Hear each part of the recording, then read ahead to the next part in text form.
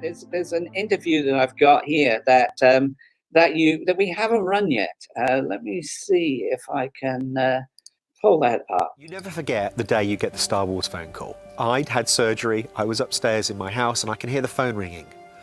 And I'm trying to get down the stairs without ending up back in hospital for more surgery.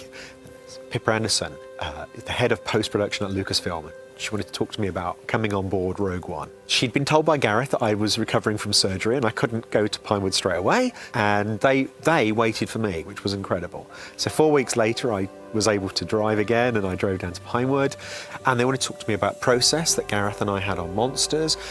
They explained it's going to be, basically other editors. There'll be a studio, effectively like, an editor that they want, sort of a studio editor, which is somebody who'd worked on a $200 million movie before, which I certainly hadn't. And you didn't just work on the movie, though, did you, Colin? I mean, you ended up getting the credits for being the actual editor of Rogue One. That's right. So a shared credit with Jabez Olsen and with John Gilroy, and I was on it for 27 months in total.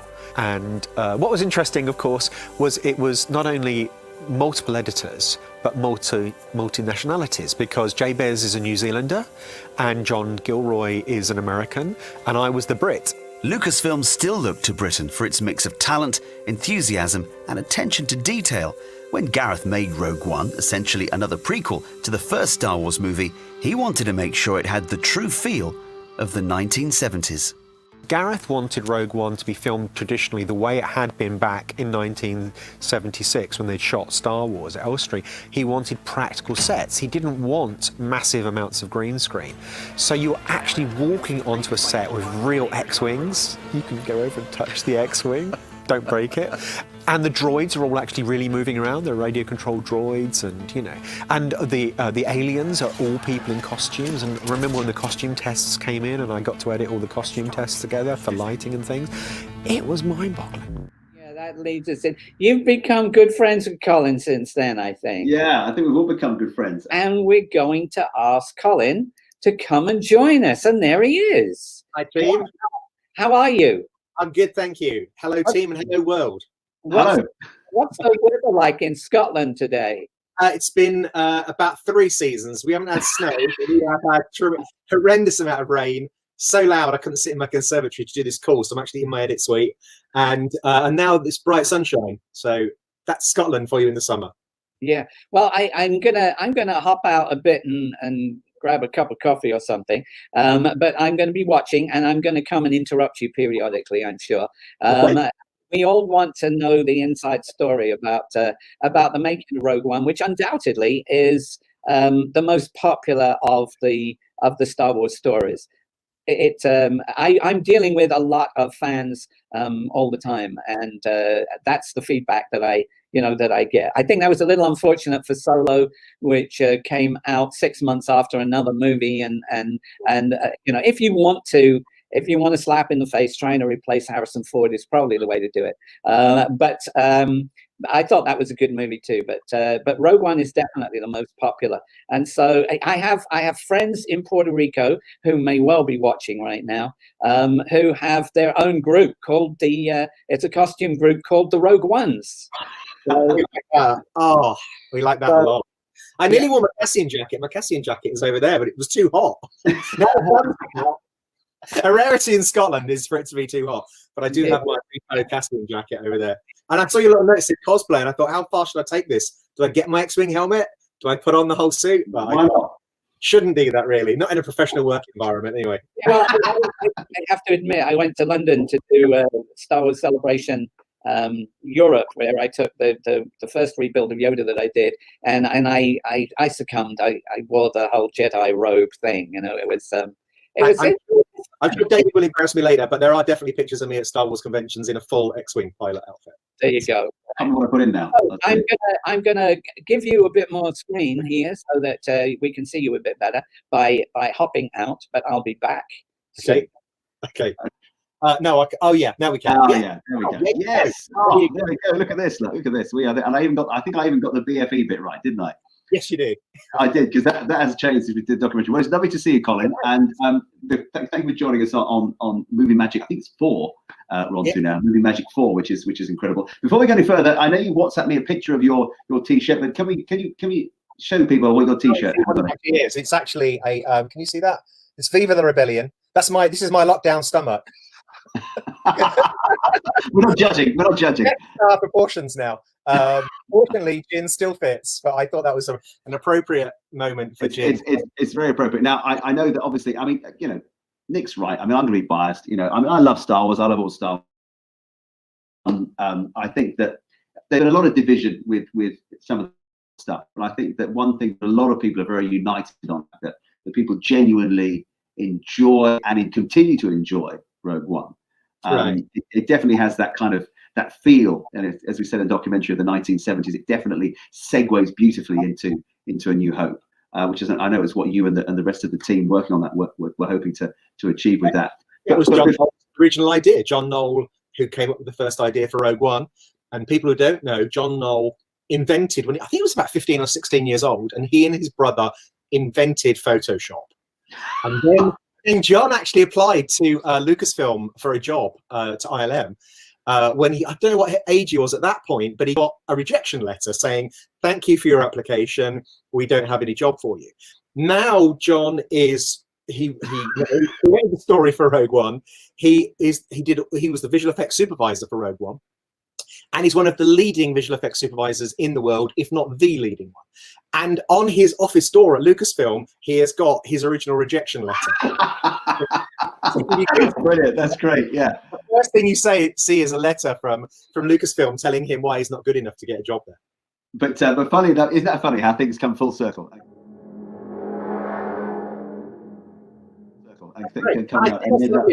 And John he's the loveliest guy, and like everybody there that's at that level and that caliber. I mean, just anybody there anyway, actually. But what's interesting about the people that there's no egos, there's no, like some of the people there, like Dennis Muren, who effectively was the person that John Knoll took over from. John Knoll took over from Dennis. Dennis went down to a couple of days a week and stuff, and so Dennis was the person behind the CGI dinosaurs in Jurassic Park and the flying ET, and countless things. So Dennis has, I think, got more Oscars than most people, but you would never know. Again, the nicest guy, and none of them have got a chip on their shoulder. Before we launch into this, I know you're very good at kind of talking about how wonderful other people are. We're here to talk about a story when I think there was a screening of one of the prequels or something, and you were invited, and Dennis Muren was in the screening room. Was that right? Oh yes, so actually there was. What happened was it was slightly more Machiavellian than that. There exists a 3D version of Episode 1, which was released at the cinema.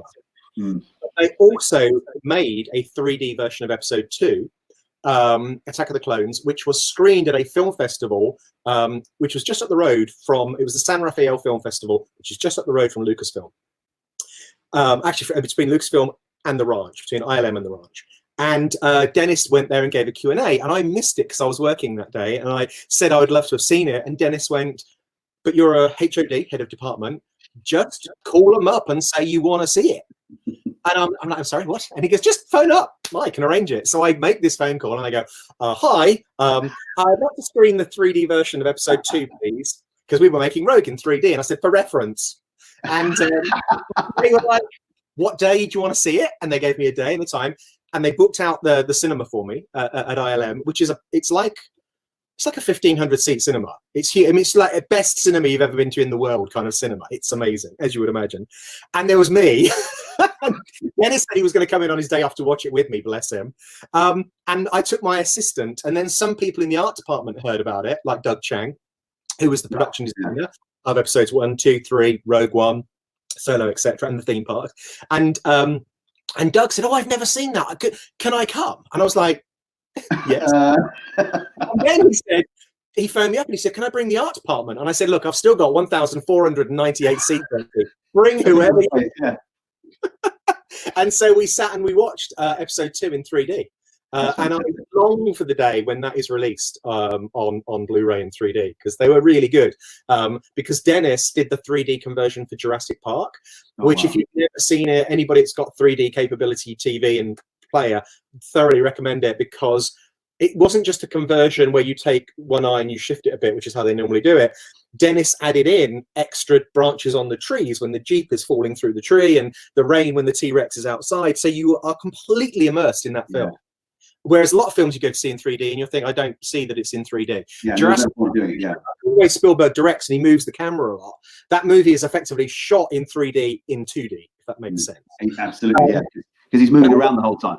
Underneath the chain link fence, and the kids are crawling over it in Jurassic Park, and the camera it's incredible. So yeah, that was a couple of weeks into my first working. That's not a bad working for the first couple of weeks. Anyway,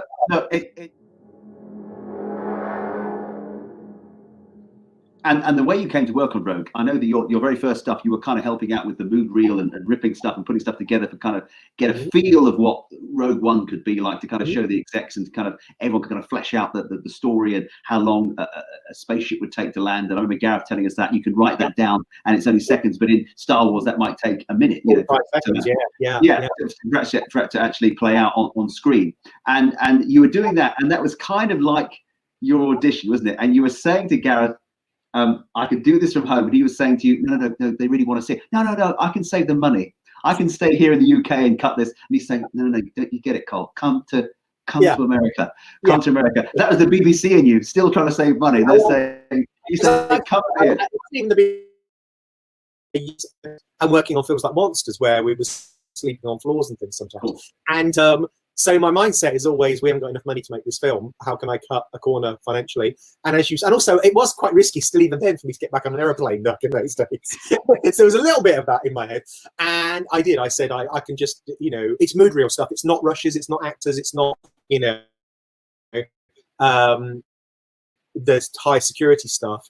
I can do this from home. And he said, I want them to come out to San Francisco. I want them to fall in love with you, and I want them to offer you a job. So I did that. And so I went, it's an audition. So then I got on a plane and flew out. And and then at the end of 3 months, they offered me a job as initially associate editor, and then finally became editor on the film. So so that's how we got into that. And say mood reel, people that don't know, people want to understand what the film you're about to do is. They're like, well, what does it look like? Well, shot it. Yeah. Well, what does it look like? So what you do is you go to the closest thing you can, which is other films that have already been made, and you cut them all together, and you say, we want it to look like this, and then they can go. And also that then helps people, just the people that are going to give you $200 million. It helps the people in art department like Nick, and you say, we want the creatures to look not this exactly, but this kind of creature, not that kind of creature. So it starts to give people ideas throughout departments in terms of color palette and in terms of visual effects and in terms of creature builds and all those things. And I know that you had, let's face it, I mean, you're a massive Star Wars fan, so to be there in the edit suite and you're seeing the rushes. So let's talk through some of those processes, because of course, as Nick said, a lot of people really love Rogue One. There's a lot of love. Whenever I tweet about Rogue One, it goes crazy. You see a lot of people still to this day love Rogue One. It's a fabulous movie. Great feel about it.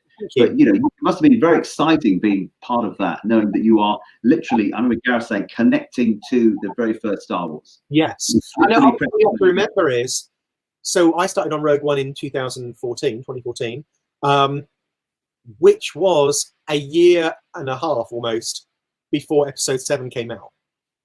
So none of us had seen the new films.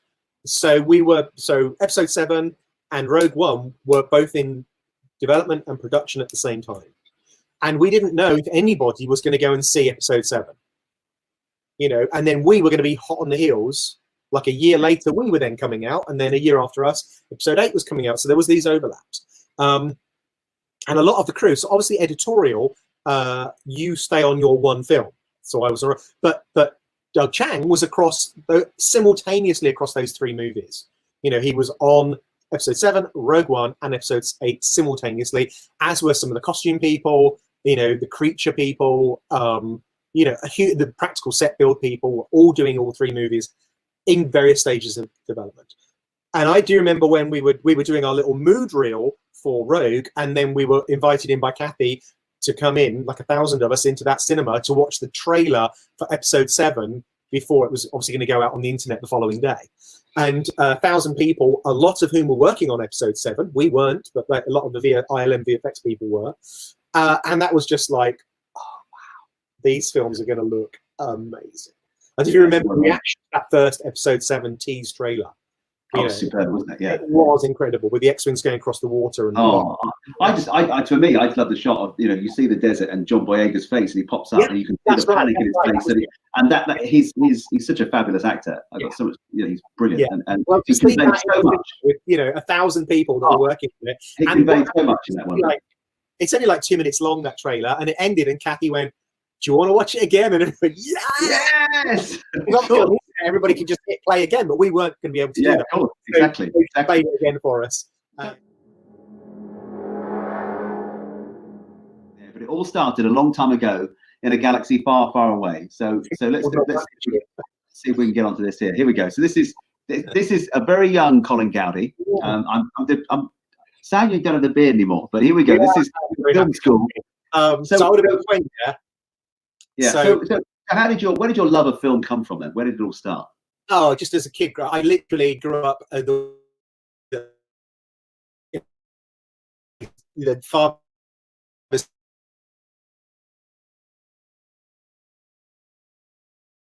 60s, no internet.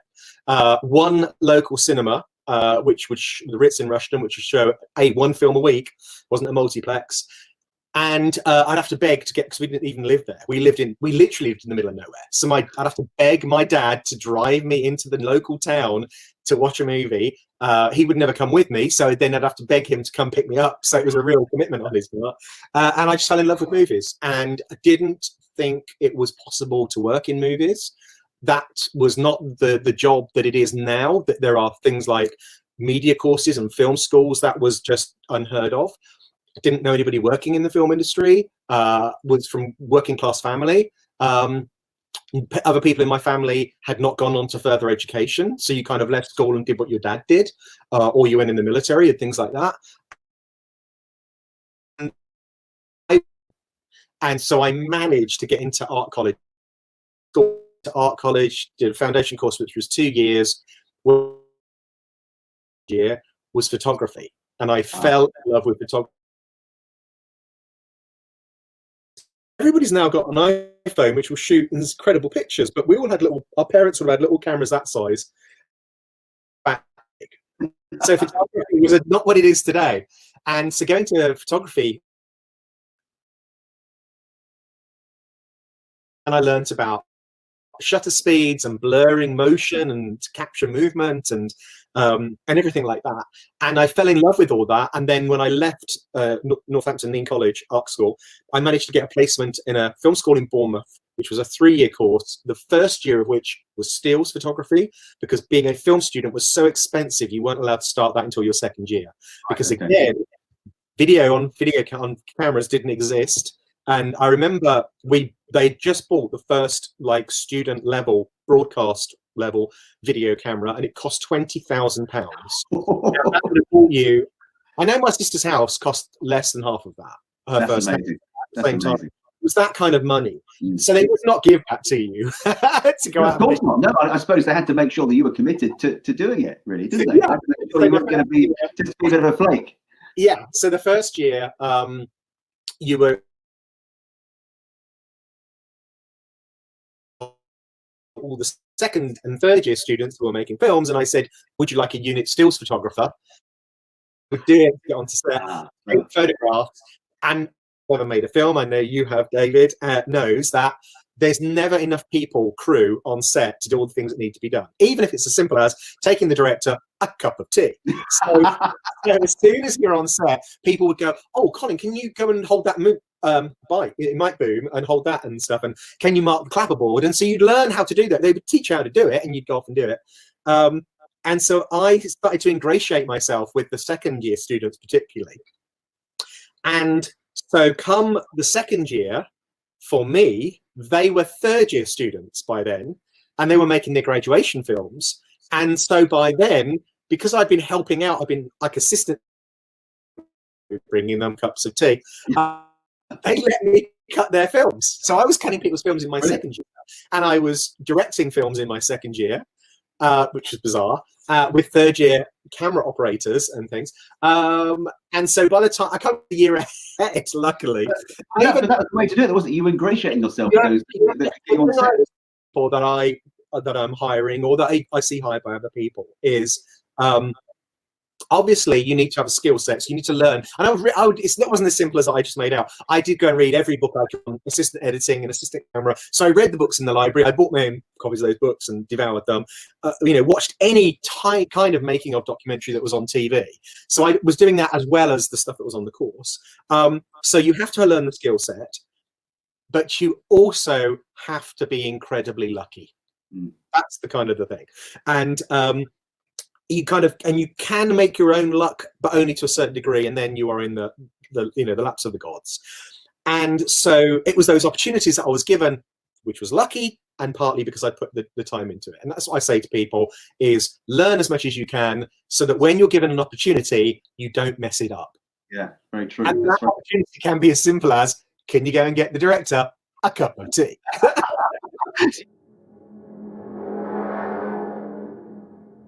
So you got very good at making cups of tea. Now, I didn't put this in the slideshow, and it was an omission on my part. But I before we jump to when you because you started working out at the BBC after that, but you managed to sneak yourself onto set at Elstree. Yeah. You believed that you were going to get onto a sequel of Star Wars, didn't you? Yeah, so that was the thing. Was my best friend and I, Mike Swindle. Mike ended up as an animator on Who Framed Roger Rabbit years later. So he was at animation school, I was at film school, and we'd been at school together and art college together. So we were best buddies. And we saw Star Wars, then we went to see Empire Strikes Back on the opening day, Odeon Leicester Square, 70 mil. Loved that movie so much. And of course it ends and you're like, no, I can't wait 3 years. What do you mean? What? I'm sorry. So we would check the trades every week, and we saw a film that was being made at Elstree Studios, which is where we knew they'd made the Star Wars films. It was being produced by George Lucas. It was written by Lawrence Kasdan. It starred Harrison Ford. Clearly, this was the third Star Wars film. This was the sequel to Empire Strikes Back. And it was being filmed under this clever disguised title of Raiders of the Lost Ark, but we knew it was a Star Wars film. So I phoned up Elstree Studios and I said that I was a journalist working for the British Film, writing an article about the British film industry, and could I come and do a tour of the studios? And they agreed. And so I had to borrow a suit, get a haircut, get a briefcase, make myself look as professional as possible. And my friend Mike was like, so I said, and can I bring a photographer? And they said, sure. So we borrowed a 35mm stills camera to look professional. And we went down to Elstree, and the managing director, bless him, took us around. And he took us onto the set of Green Ice, which was a big ITC movie. And he took us onto the set of this film called Raiders of the Lost Ark. And Steven Spielberg was in the Well of Souls filming snakes, and the bit when they're toppling over the edifice into the wall of the temple, they were filming that to break out. And best day of my life. But clearly, not Star Wars. Oh, fantastic! But that's great. It also gave you kind of an idea, really, didn't it, of what was what a real film set looked like. It was like because I was a second-year film student. So God knows where I had the chutzpah to do all of this, but anyway, you just did. Well, that's great. You got the gumption, haven't you? You got the gumption. And I did genuinely write the article, and I did get it published. There was some level of truth there. So you got life at the BBC. See, you are in a fantastic sweater. But this is how things were cut at the time. So of course, it's very different now. But this is cutting on. Is that quarter mil? No. So what that is? So what that was so the previous picture, by the way, was me cutting negative, because you used to shoot the camera negative, and then you process that. From that, you would make a print. The editor, you would go through, you'd watch that, and you would mark the frame where you wanted to cut with your chronograph pencil, which is a wax pencil. You chop it with a blade, and then you join it together with sellotape.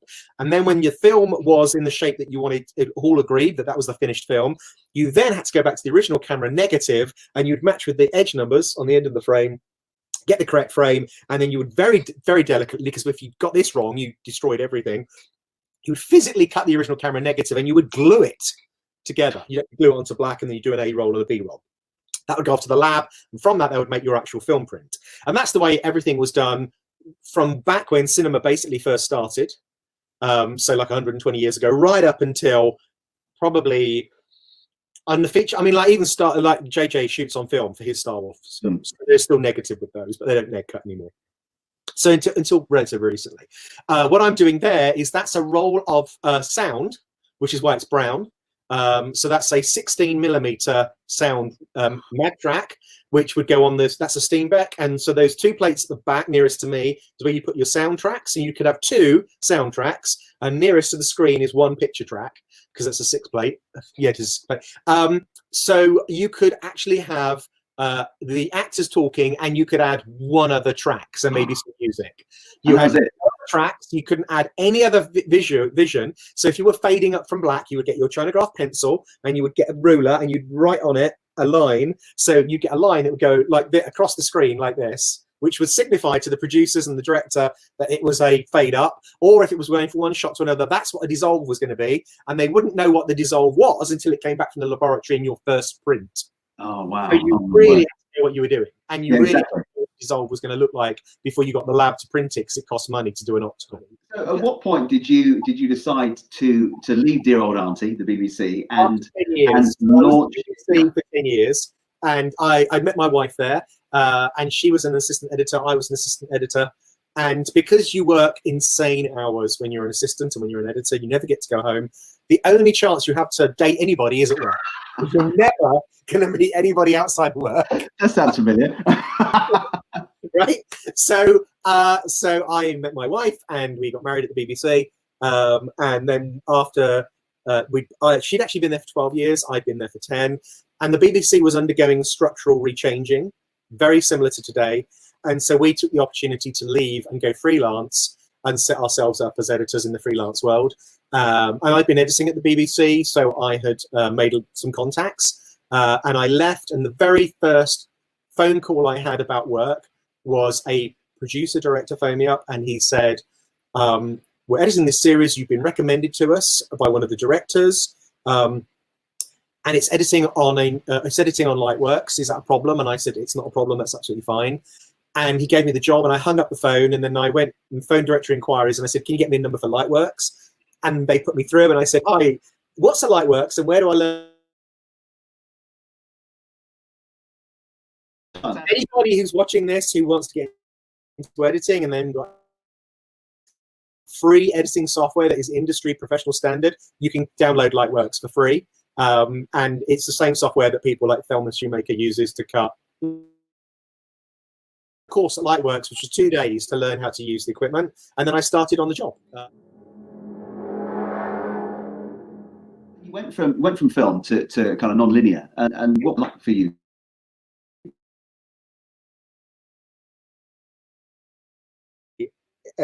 Erroneously, film is non-linear. Any shot on the film, and you can undo the sellotape, and you can move it down the film in a different place. It's non-linear.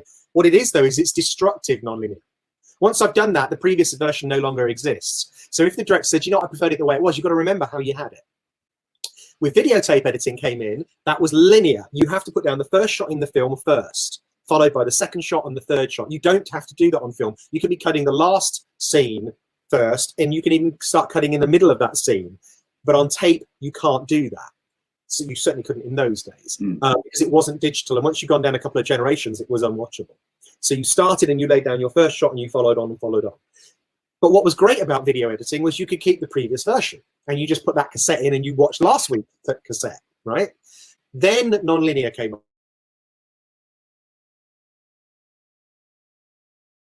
And even the BBC. My edit suite at the BBC cost £250,000. Oh my word, no way. Spend £250,000 would buy you a lot of houses. Yeah, it would. Cool. I mean, £250,000 in those days would have bought you 5 flats in London. So about 3-4 million like now. Yeah. So 12 years later, I got to do Space Race. The significance of that series for me, it was a 4-part drama series. I edited 2 episodes. William Webb edited the other 2. And the visual effects designer who built that rocket in the background, because there was nothing there, was Gareth Edwards, who was doing the VFX for the BBC at the time. And Gareth and I became really good friends. And Gareth was going to Tunisia 29 when he was working for me, and sorry, and he I might know for you. He's working for you. he came back. He said, "I'm going away. I can't do any VFX next week. I'm going to Tunisia for a week." I was like, "Great!" And he came back a week later, and he had little 35mm film canisters, this transparent ones, and they had sand and rocks in them. And he said, "I bought you a present." And I was like, "Oh yeah, what's that?" He goes, "That's the sand from outside outside Luke's uncle's farm." He went to the original set. And this is a rock from the canyon where R2-D2 gets shot by the Jawas. And I went, "Oh my God, that is so cool." And but I knew you would understand.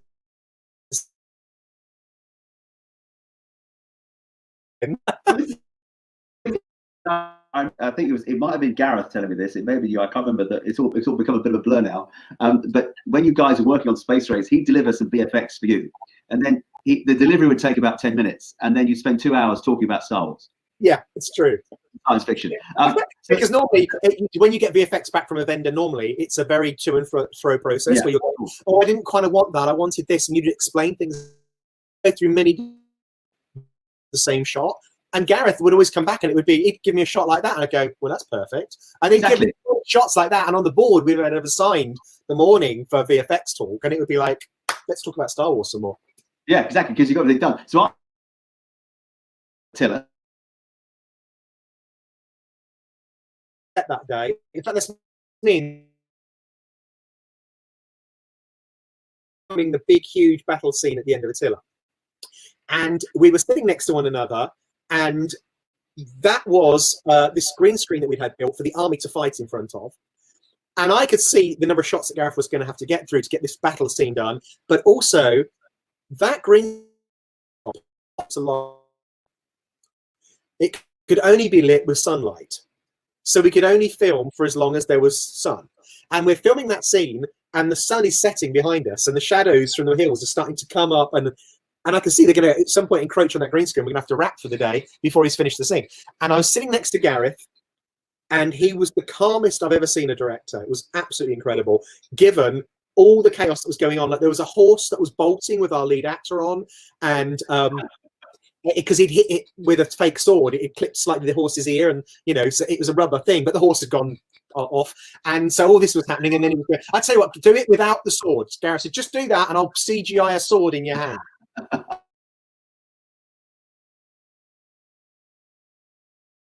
And they would do what he wanted. He'd run back, sitting next to me, and I was thinking,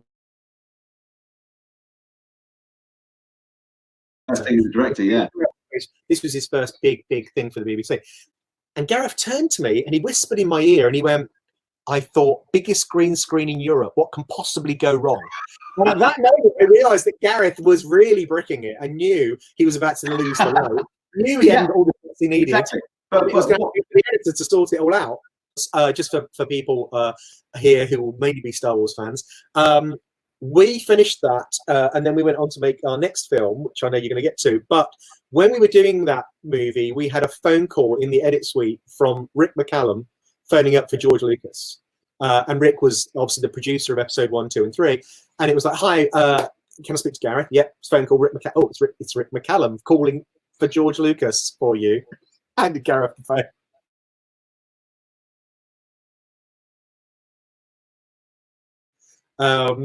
And because George had seen Attila the Hun on American TV and had been so blown away by it that he wanted to know who the director was and how they'd made it.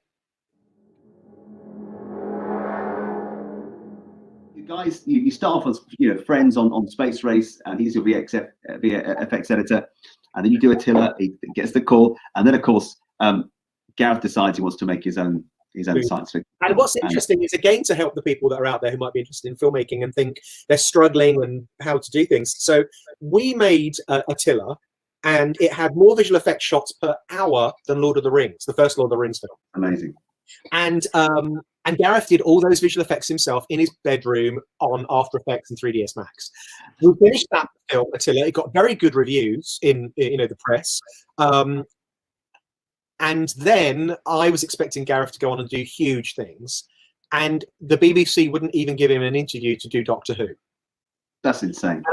I could not believe, and I'm like 20 years older than Gareth, so I was, you know, I'd been in the industry a lot longer, and I thought this was going to be his big break, and I was horrified by the way he was treated by the industry, the TV industry.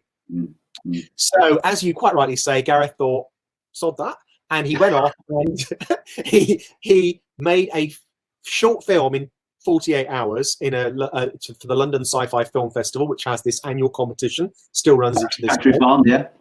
And that's right, he made Factory Farmed in 2 days, shot it, did the visual effects, you know, edited it, and the basis of that short film was that he got the money from Vertigo Films because they were so impressed with the short to go and make monsters. They weren't interested in Attila. That was what was interesting. They said that's not why we gave him the money. We gave him the money based on the short film. That's amazing. I remember when we interviewed him, and I put this in my book. He sat there in the interview with Vertigo, and he actually wasn't sure they were being serious because he couldn't quite believe. And they said, okay, come up with a date when you want to be filming, and you'll be filming on that date. So he sat there and he kind of back-timed it. Thought, well, I could be filming by then. He said he hadn't got the script ready, he hadn't got anything sorted out, but he thought, right, so he came up with this kind of spurious date, and they went, okay, fine. And he thought, okay, they're serious.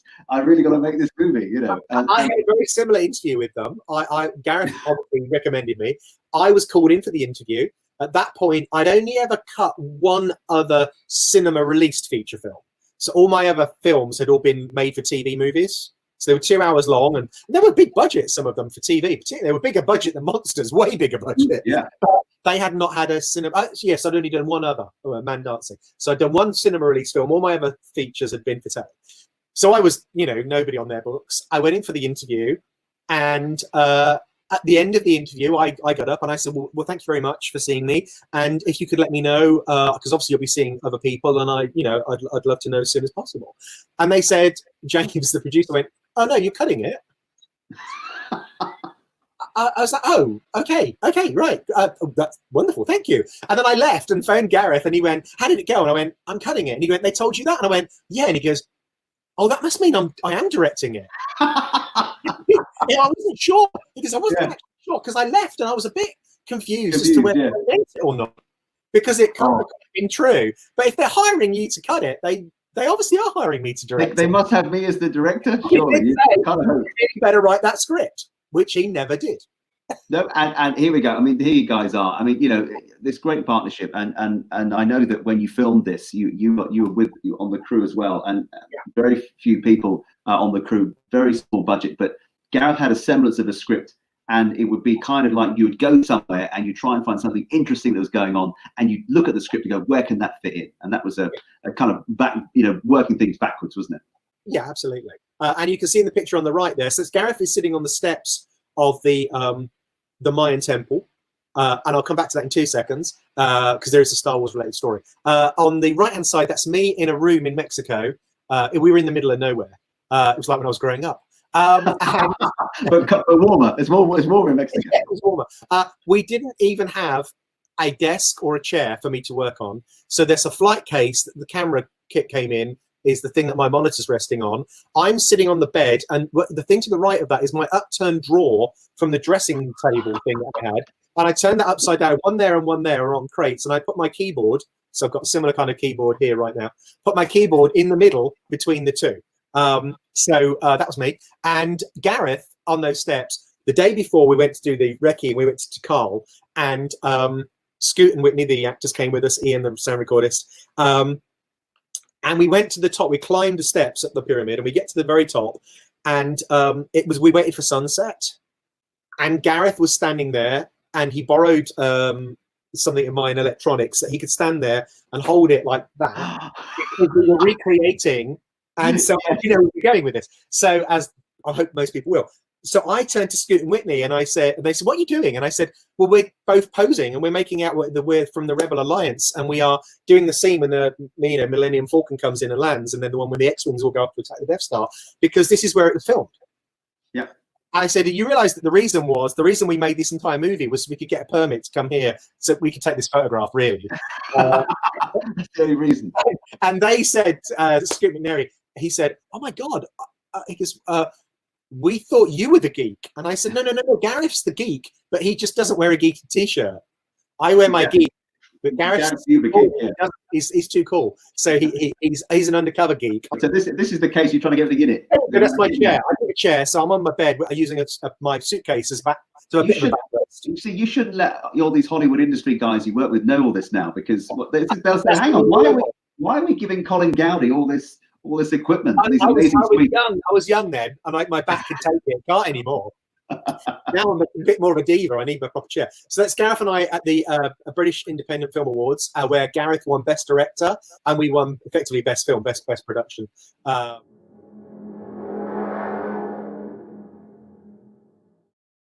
So from Monsters, Gareth went off and did a little film called Godzilla. And you were supposed to do that, weren't you? Or you were earmarked? Gareth had talked to me about doing it, and I was hoping to do it. And again, there was going to be more than one editor, like you saw in that previous clip. But unfortunately, I had to go to hospital for surgery, and I couldn't even get on a plane. And Gareth said, "Look, we're going to do this first block, and we'll get you in as a second editor." And I was like, "Dude, I can't fly out of the country," and then because they did Godzilla overseas, so that passed me by. But he did remember who I was, fortunately, and he asked me to come and work on Rogue. And for us. So when it was being filmed, when Rogue One's being filmed, I'm trying to think. Was the desert stuff? Where was that? Not the desert stuff. The Scarif planet. Was that Mauritius? Or the Maldives? The Maldives, wasn't it? Maldives. Yeah. Were you? I mean, I think. Do you watch the stuff coming in live as it's being shot? Is that how it works? No, you get it. So everything that Gareth's shooting on set at Pinewood, my assistants would get that usually overnight. And then in the morning they'd come in and they'd start synchronizing the sound and the picture, and then they would break it down for me and the other editors, so we could get looking at the rushes straight away. And then when you were filming in places like Mauritius, we wouldn't get the Maldives, we wouldn't get rushes for sometimes like a week even. It would depend where they were, because the scenes at the beginning were filmed in Iceland when they're walking across the black sand planet. Yeah. And so that's a much closer, Iceland's a couple of hours from London. So we got those back quite quickly. And that was the very first stuff that was shot, actually, the Iceland. So the stuff with Mads Mikkelsen comes in and you see that. And the young Jyn Erso. Yeah. And she runs off. And there were some pickup shots in that which were done where she stops and she turns, she runs back. That was shot on the back lot at Pinewood. So she ran up to a blue screen, and that was all. The rest of it was all put in. Oh, fantastic! Almost everything else was practical. So all those scenes in Iceland were practical, and then we CGI'd in his house on the hillside and stuff. And even some of that, Gareth took props out. The art department. Yeah. What was it like when you got those rushes in, Colin? When you first saw those and you were laying them out, did the reality strike then that you were cutting a Star Wars movie? I think the day that it was actually before that. I can tell you the exact day.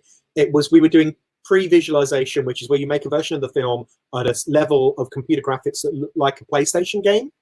Right, and it's called The Third Floor, and they are incredible. They do the Avengers films. They work with Disney a lot, so they do pretty much anything you've seen really is Third Floor. Incredible previs. And we were in a meeting, and there was Gareth was there, Barry and Margot from Third Floor, who were the previous supervisors, and then there were the storyboard artists, John and Matt were there, and the previous team. And we were all sitting around in a meeting, open meeting, and there was a documentary camera crew filming us as well for behind the scenes. And at that point, I was the only editor on the show because it was before we started filming, so we only needed one editor. That was me. And everybody was going around the room, and they were talking about the scene, discussing what we needed, discussing shots, all sorts of concepts. And I remember watching that. And to me, it was like I was at home watching the Blu-ray of Making of Lord of the Rings, where they do the behind-the-scenes stuff with Peter Jackson. And it got to a point when I suddenly thought, oh, I'm not watching this, I'm in this. Yeah, and I'm part of this now. I'm supposed to have an opinion, and I'm supposed to speak and give an idea. And that was the moment when it actually finally came down onto my shoulders that at that point, as the only editor, it was like, oh, wow. I'm not paying me to have an opinion. Yeah, that's incredible. That's what I realized. And then after that, it was just it was just processing those rushes in one's head, how you're going to cut them, put them together, you know. And then I'd do a cut and I'd hand that over to Jabez. Jabez would do his pass on it. Sometimes he'd want to start from scratch. Sometimes he'd just take what I'd given him and tweak it. You know, other times scenes wouldn't change. It would just depend entirely on what the sequence was that I'd cut and what its relevance was in the film and all the rest of it. And then they started to break things down more and more. And what happened was Jabez and Gareth said, because I cut all the previs and designed some of the shots on the Edu sequence when they go to rescue Jin's father, where Cassian is going to assassinate him, basically, snipe him. And I'd cut all that, and I'd been working on that with Barry. And it was great because it was wonderful. Is I could go into Barry and I could say, that's what I'd really like, is like a shot looking up as she jumps over from here to there. And he'd just go off and they'd do it on this computer system. Shot half an hour later. It was incredible. That's so it was really good. So Jabez and Gareth were like, can you just take that entire third of the movie and just go and do it and then give it back to us, you know? Okay, so is that what happened then? You would do things? Yeah, so I was totally doing that. And then I was, there's a scene when Cassian is looking through the sniper rifle telescope at Galen. And the shot they did, to me, it looked like he could easily shoot him. And I was like, well, why isn't Cassian pulling the trigger? Why isn't he killing him? Got to have a reason. And of course, the point of that scene is the more he thinks about it until he finally doesn't pull the trigger. So I wanted it that at the beginning of that scene, Galen couldn't be shot because there were too many things in the way. Yeah. So I cut out some objects that were on the gantry and I put them right in front of Galen's head. So he wasn't getting a clean shot. It was like, you could just about see his head, right? It was like, is he there? Is he not there? Is Galen there? So I did that, which is in the finished film. And then obviously ILM did it properly, but based on that. But they went down to Pinewood and they were doing shots on that, pickup shots for me. And they got the timing wrong. So I would walk out into the corridor outside the edit. I got my iPhone and I'd film my assistant, Rob, and I'd go, okay, step and now motion for, and he'd do the hand forward thing and all. He'd act out and I'd go, and now exit frame, and he'd leave. And because I knew the timing in my head to perfection. Yeah. And then I texted that video clip to Pinewood and I went, film that. That's what we want. Make that one. That's great. But actually, that's great. And Gilroy was down there when John was on board. John was down at Pinewood filming shots, cutaways of like gloves on the ground and, you know, all sorts of other things that he wanted as pickups for scenes. And so everybody would, you know, but he was doing it with a proper camera crew, whereas I was doing mine on an iPhone. Yeah, but that's interesting, isn't it? Because that's from your independent film background as well. Yeah, and actually, you wouldn't have thought that you'd be given that kind of freedom to kind of say, right, this is what I want to do. I would get this little fella, and in my cutting room behind me, I had a blue screen wall, and I would film this guy so I could comp him in where I wanted a stormtrooper, and then obviously ILM would do it properly. But I would just do that to sort of work out the timing on a shot sometimes of, oh, it is going to work better with this or that, and I would do those little things. And then Michael Chung, the VFX editor, would just laugh at me and because Michael's brilliant.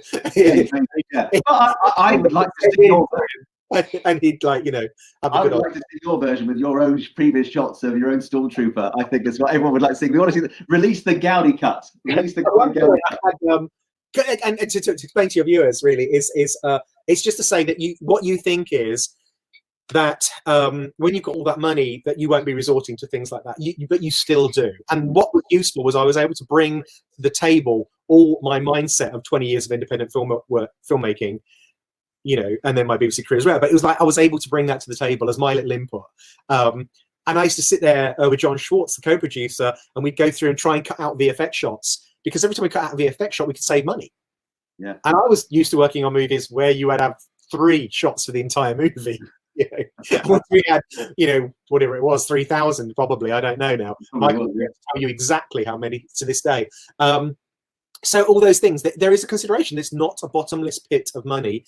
And I know that some people would be making their own movies, like I have, for no money, would be going, oh, you're taking the mick, having a laugh. But it's true. Any way you can bring something to the table that saves some money, even on a budget that high, is helpful.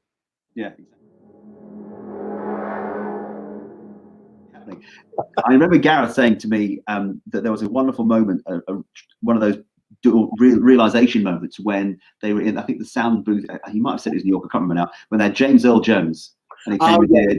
So what was it like? I mean, for you cutting Darth Vader? So on Mustafa, you have, so those were special, because initially there was going to be no Darth Vader in that script. But we were all like, Gary, the writer, Chris, everybody was like, we got to get Vader in. We got to get Vader in. Yeah. I do remember when we got the first Vader scenes in, and the actor walked slightly faster than Dave Prowse used to. So I got, and on the computer, the Avid, and I went through and I timed how many frames it took for Darth Vader to walk, and then I slowed the shots down so that Vader walked at the same speed. It was too fast. And because it was too fast, and I slowed him down. And because when you slow them down, they become bigger. Mm. And then we did some pickups on those anyway. So, in fact, in the end, I don't think that shot finally made it into the finished version because they did another shot of Vader, and by then the guy was walking. I think they might have even recast the Vader. I can't remember. I'm sure that's on the internet somewhere. I'm sure you'd be able to look that up. But if it was the same guy, he'd slowed down, and if it wasn't, the new guy was slower. So it wasn't necessary. But initially, I was that attention to detail. But with those Vader scenes, as soon as you put that James Earl Jones voice, it is so distinctive. It is incredible. Jabez, people don't know, cut all of the Hobbit films. He cut one of the Lord of the Rings films. He's worked with Peter Jackson a lot, for 20 years probably. And Jabez came up with the idea of the corridor scene with Darth Vader. Oh yeah, and that was quite last minute. Was that quite last minute? Movie, Was that quite last minute, Colin? Was that quite last minute? Film. Gareth was directing that scene. It was quite funny. Gareth was directing that corridor scene. John Gilroy was directing pickup shots with another unit on this, just further bit down the road on Pinewood, like on the same stage, I think it was. And Peter Jackson was there because he's a friend of Jabez. He came in. That was Day came in to watch. And when you talk about moments and things that's going to work, was standing next to the monitors. There was Gareth was there with a monitor, and I was stood there with a monitor, and Jabez was there, and Peter Jackson came in.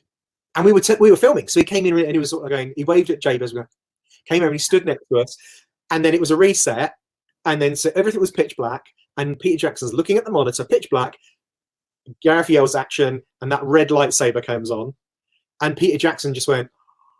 And I thought, if that's impressed Peter Jackson, it's going to impress everybody, right? Yeah, and it does. It's one of those moments, and you just go, "Oh my word." Yeah. Oh my word, this is incredible, and the way that all ends, it comes towards it. And I know that Gareth's very happy that I think his cameo in that is he pulls the lever. That's correct. He pulls the lever. Yeah. There are various cameos throughout the movie, but that's my favourite is Gareth pulling that lever down. It's Ryan Johnson and his producer, whose name's just come in my head. They are the guys doing that when they fired the Death Star. Right. Okay. Cool. So they were down the road doing. Which meant then Gareth got to be in episode 8 on the scene with the AT-ATs. He's the guy. Yeah. And they go salt. Yeah. And he's standing next to him in there. Was because we had all the rushes from Star Wars, from New Hope. Oh, we had Dave Prowse with his accent delivering the Darth Vader. Yeah, his West Country accent, his Bristolian accent, because obviously people would make fun of that now because we will become used to James Earl Jones and it's iconic. But what's interesting is how Dave Prowse was Darth Vader. That's that line that Dave Prowse used to sign. Dave Prowse is Darth Vader, and it's true because of what I just mentioned about the physicality. Without Dave's performance, he's not just wearing a suit. He is acting. He is performing the weight of those lines, and so the new people are trying to copy what Dave set up as that character physically. James Earl Jones is still doing what he has always done as a wonderful actor anyway with his voice, but there's also the weight of you have to be, and it's the same as the actor who now plays the part of Chewbacca, is that he copied what Peter Mayhew brought to that. Yeah. And it's not just the case of go put the suit on and act. People can't do it. It has to be the same. There is a craft, and it's the same with puppeteering on Yoda. It's the same thing. Nick will tell you that. It's not just anybody can pick up a control and do it. There are mannerisms. And we had a lot of mechanical creatures in our film, and it's the same thing. They brought those skill sets. I remember you saying to us, and it made the long extended version of the Galaxy Britain built. You cut some wonderful scenes throughout the whole movie, and there's one scene that's very moving. Well, a lot of it's very moving, but there's a moving scene where we finally say goodbye to Cassian and Jyn, and they know that their time has run out. And I remember you saying that scene was shot 3 times, and there's 3 consecutive evenings. He was out in Maldives, and he filmed that every night at sunset. They'd run down to the beach and they'd film that scene.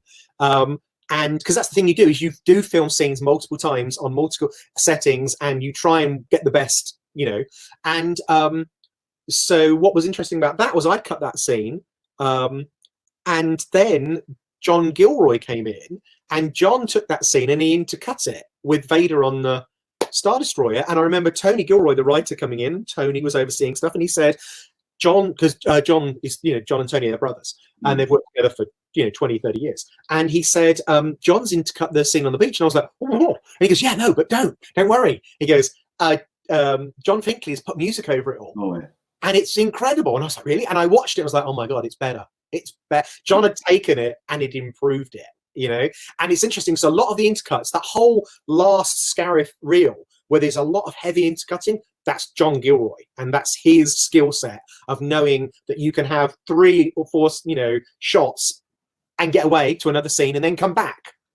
And that was a real eye-opener to me, and I learned so much watching what he did. And I've done that a bit in the past on films I've done, but not to the degree that John did it. He took it to a new level. For me, it was like editing masterclass to watch what he was doing. And what was your? We're running out of time, but I knew this would happen. What was your favourite scene to cut on Rogue? Oh God, that's a good question. That's an excellent question. Thank you. I'll take that. Wow. I should have asked you this for the documentary.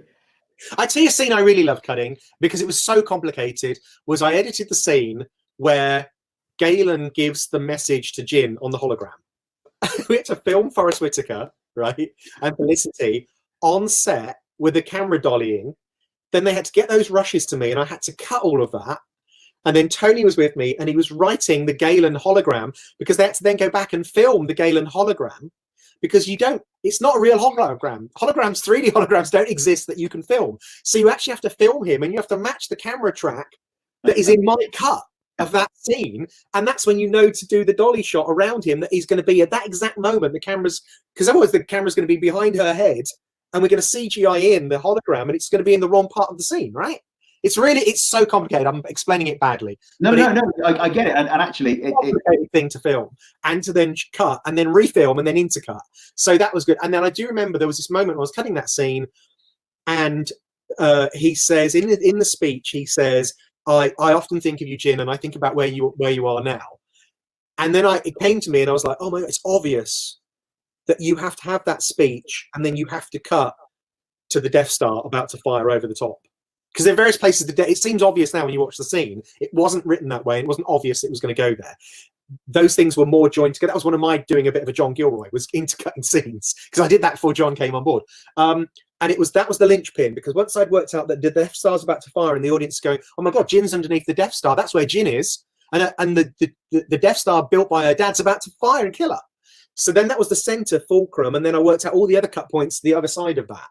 And then that position, yeah. She runs in, and she's with Saw Gerrera, and I did all this ADR that I came up with, whereby you were kind of thinking, why isn't Saw Gerrera running out with them? And he has to do that thing of, I'm not coming with you. And he only did it once, vocally, and all the rest of the time she's pulling his arm, and you can't see his lips move. So I'm got Forrest to re-record all these new lines of dialogue saying, "You must go, Jin," and it's, and all that. So I was very proud of that. Oh wow, and that is another very, very moving scene, isn't it? And it is a pivotal moment. It's like one of those very low points that you have in movies where you know that Forrest Whitaker, an Oscar-winning actor, you're editing Felicity Jones, an Oscar-nominated actress, and you've got Diego Luna. I mean, every scene, to be honest, was a joy. It's incredible. Interesting about Rogue was we never got to test the film. Because it was so secret. So the first time we screened that movie in front of anybody who hadn't worked on it was 4,000 people at the premiere. And that was the moment when Gareth and I are like going, is it going to work? It was me, Jabez, and John Gilroy all sitting together like, oh my God, what we do. And exactly. They did like it. We liked it, as the audience liked it. So that's for I'm intrigued to know exactly, going back to the very beginnings of Rogue One, to what extent was the storyline laid down by Kathleen Kennedy, Disney, the people who were doing that, and to what extent was the storyline, something that Gareth sat down and worked out for himself? What were the pieces that were put in place by one that were then developed by the other? Okay, I'll answer that quickly, but if you want the long answer, there is a YouTube video where Gary and Chris, the first two writers on the film, they watch the whole of Rogue One and they do an audio commentary. So you're watching them. You're not watching the film. You can line the film up with your DVD player if you wish, but basically you can just listen to them and they will talk you through the entire film and who wrote what and when. And that takes the whole running time of the movie. It's really worth watching. So in terms of my knowledge of it from when I came on board, John Knoll came up with the idea based on reading The Crawler on episode 4.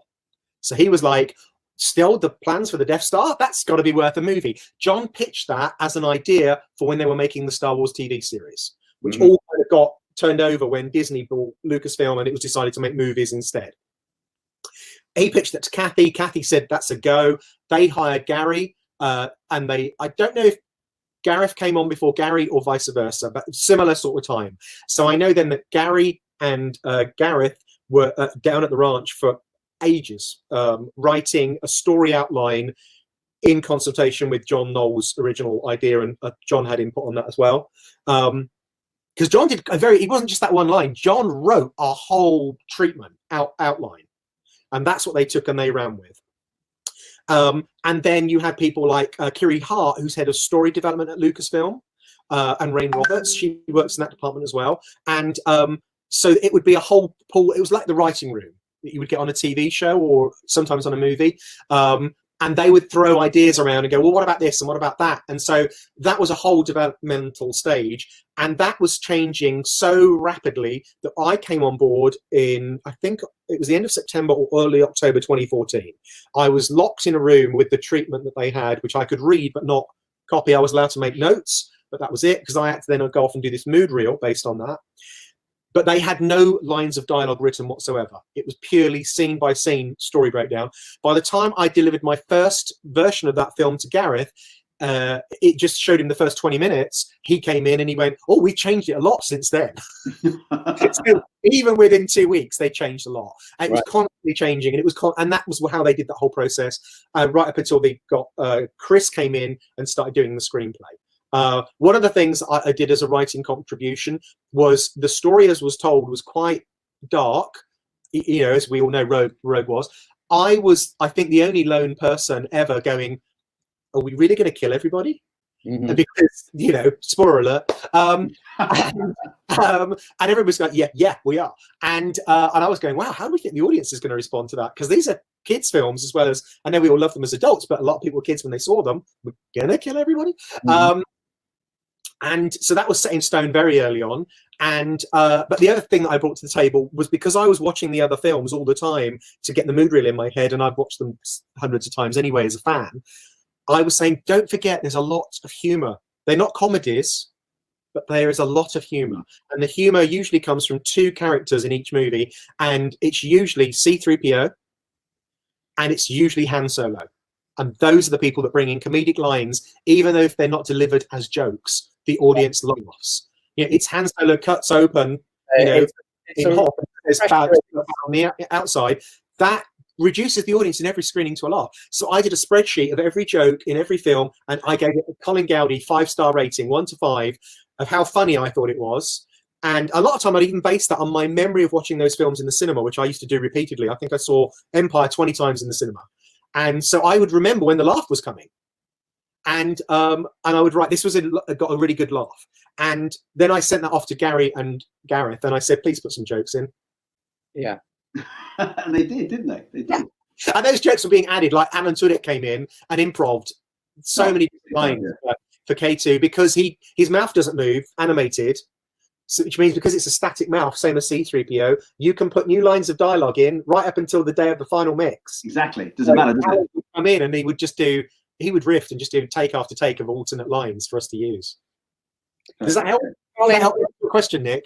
Colin, well, kind of, yes. No, I say John Knoll, Kiri Hart, Gary Whittaker, Gareth, and then as each person came in, and then massively by Tony Gilroy at the end, like a massive input, turning it more into a spy thriller-y, like accentuating the Cassian angle. He loved that character, and they wanted a reversion, and so he was writing whole new scenes for Cassian. Right. And that was my great joy, was I got to cut all of Tony's new dialogue scenes, like every one of them. Well, it's interesting because I remember Gareth saying he had a great relationship with Kiri as well, and that's kind of where the kind of relationship started. They were talking about Star Wars long before he got the gig. But I know that you're now working on other things. Obviously, it didn't just end there at the end of Rogue One. You're in hot demand as an editor, as quite rightly you should be, and you've got lots of projects on the go, and you just finished one. Can you tell us about that briefly?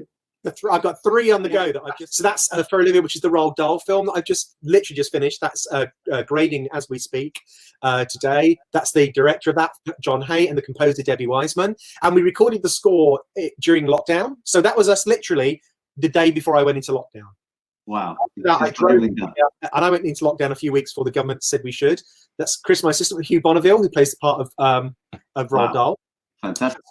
Cognition is a film which I didn't edit, but the producer-director of that film, Ravi, loves Star Wars.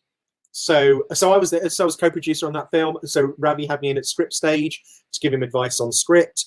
And then I followed it right the way through in terms of recommending VFX and VFX artists, and I could put him in touch with people that worked on Rogue, and I was there listening to the music with him. And he did the whole score by the BBC Concert Orchestra. So even though it's a short film, we've absolutely gone to it's incredible. So there you go. It stars Andrew Scott, and so Andrew Scott is in Sherlock, and Jeremy Irvin, who was in War Horse. And this is Ravi's first. It's a short, but it's a huge visual effects tour de force, and that will be out later this year. It's going to be like a big short film. I'm looking forward to that. And the last but by no means least, the highlight of your career. Oh, of course. I couldn't resist. I'm sorry, I couldn't resist, Carl. So I hope that's been insightful and it's been start out. I know anybody that's interested in making their own films, the first thing is say don't give up. I mean, Gareth was saying to me at one point he didn't think he'd ever make it, and at the time he was 29. Look at him now. Yeah, he's all right. And it took me most of my working career to get onto a film as big as that. I mean, Nick was very lucky, I think, because Nick's, and I are the same sort of generation. And it took me until, 2014 until I got onto a movie that my dad could go and see at the cinema. I think you got sidetracked by the BBC. Yeah, I did, but it was a brilliant learning curve. And it was, I don't regret a second of that. It was my apprenticeship. Right, yeah.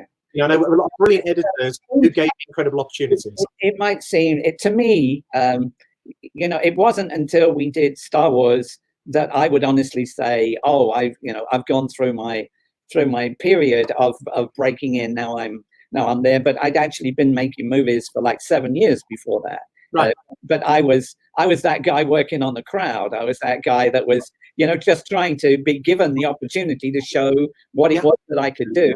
And it was 7 years before that my teacher had told me I was an idiot going to work in a factory and I should give up all these crazy ideas that really I had been the turning point where I'd stuck my heels in and said, no, I'm going to prove these guys wrong. So, it was 13 years, and that might be short in comparison with your 30 or however much it was.